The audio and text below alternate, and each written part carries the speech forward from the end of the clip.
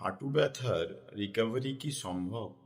আজ আপনাদের বলবো হাঁটু ব্যথা কাদের এবং কেন হয়, এর থেকে নিরাময় পেতে কি কি জিনিসগুলো করতে হবে আর কোন কোন জিনিসগুলো করতে হবে না।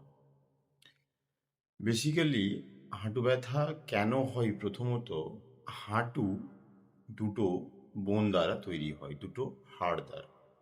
ভেতরে একটা কার্টিলেজ নামক জিনিস থাকে, যেটা অনেক সময় বয়সজনিত বা বিভিন্ন আদার্স কারণের জন্য ক্ষয় হতে পারে।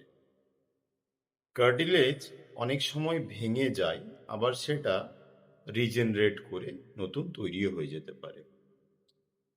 আর কি হয় না, হাঁটুতে পুরনো ইনজুরি যদি থাকে তাহলে কিন্তু হাঁটু ব্যথা পরবর্তীতে থাকবে। তাছাড়া যদি কার্টিলেজ ক্ষয় হয়ে যাওয়ার কারণে জয়েন্ট স্পেস কমে যায় তাহলে হাঁটু ব্যথা থাকবে।